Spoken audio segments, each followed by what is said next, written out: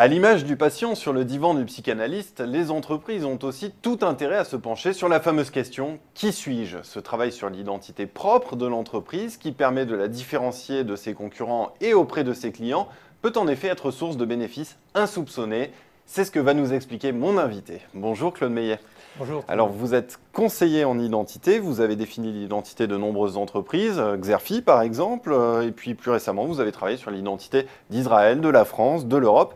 Alors première question pour que l'on comprenne bien de quoi l'on va parler, qu'est-ce que l'identité d'une entreprise ? Bon, l'identité, c'est un autre mot pour personnalité.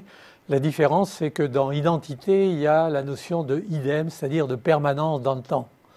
Donc l'identité, c'est le cœur de personnalité qui reste constant, quelles que soient les époques de changement. Et il est fondamental pour une entreprise de bien se connaître et de connaître cet élément de fond. Alors on reviendra sur l'importance de bien se connaître, mais d'abord, quand vous définissez l'identité d'une entreprise, comment procédez-vous? Quelle est votre méthode? C'est une méthode qui essaye de rationaliser l'approche et l'analyse identitaire d'une entreprise. Elle commence par une phase d'observation qui doit être la plus large possible et la plus objective possible. Elle passe ensuite par une étape d'interprétation de la photographie observée. C'est comme mettre une photographie dans un bain et de voir ce qui monte. Donc on essaye de détecter les facteurs déterminants d'une identité et d'en tirer un diagnostic le plus précis possible. La troisième phase, c'est une phase de définition du concept identitaire, du concept d'identité qui découle du diagnostic observé. Le concept doit être le plus précis et le plus concret possible.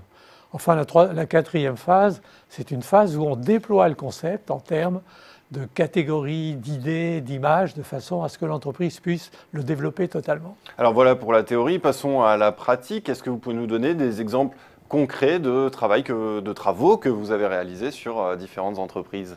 Xerfi par exemple. Il y a un premier exemple qui est celui de votre entreprise, de Xerfi, où l'analyse qui a été faite a conduit à détecter le concept de médiateur du monde de l'économie, parce que c'est la fonction majeure et c'est vraiment le cœur de personnalité de Xerfi. Oui, je rappelle que vous êtes le père de ce slogan, le médiateur du monde économique, voilà. De cette baseline. Voilà. Et dans la même veine, quand j'ai fait l'analyse de la situation identitaire de Capgemini, je suis arrivé à détecter le concept d'humain, dans ce sens que le Capgemini est une société européenne qui s'oppose à des concurrents américains avec une démarche extrêmement mécanique. Ou bien, par exemple, le Conseil général d'Île-de-France, où le concept a été la vie capitale, parce que la vie permettait de faire apparaître la dimension de vie quotidienne d'une entité assez mystérieuse, Conseil régional, et Île-de-France, capitale, qui permet de récupérer toute la charge d'image de Paris. Alors, pour en revenir aux entreprises, est-ce que vous pensez que cette problématique de l'identité, est-ce que ce travail sur l'identité, finalement, il n'est pas délaissé? Est-ce que son importance n'est pas sous-estimée en entreprise? Je crois qu'il est, disons, au minimum mal compris et souvent ignoré. Ignoré, carrément. Je crois, je le soupçonne en tout cas. Et je le soupçonne pour deux raisons majeures. La première, c'est que toutes les entreprises sont de plus en plus sous contrainte de temps, d'instantanéité, et donc ont énormément de difficultés à s'arrêter et observer, revenir sur ce qu'elles sont. La deuxième, c'est une grande confusion entre image et identité. L'image, c'est un phénomène passif, c'est ce que les gens reçoivent, et alors que l'identité est un phénomène actif, c'est la source de l'image, et si on sait travailler sur la source, l'identité, on sait maîtriser son image. Alors finalement, quel bénéfice une entreprise peut-elle tirer des réponses qu'elle apporte à cette fameuse question « Qui suis-je » ? Alors je crois qu'elle a un premier avantage par rapport à l'externe. Ça lui permet d'affirmer son unicité, de se distinguer de ses concurrents. Sur le plan interne, ce qui est très très important, ça permet de motiver les collaborateurs et de les fédérer.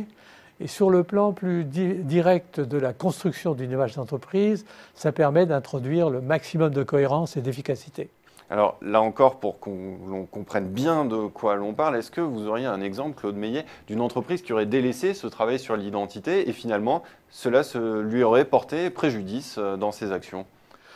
Je crois en particulier un exemple qui m'a frappé, celui du Crédit Agricole, qui dès le départ avait trouvé une expression de son identité qui était magnifique, qui était le bon sens près de chez vous.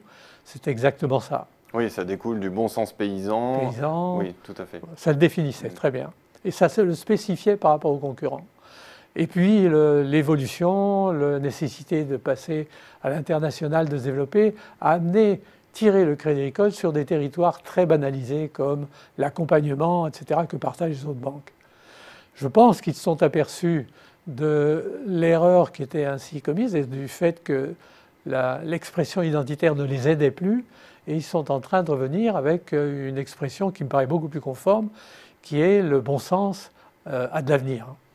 Claude Meillet, je vous remercie. Merci d'être venu souligner l'importance de ce travail, de cette quête identitaire pour les entreprises sur le plateau de Xerfi Canal. Merci. Merci à vous.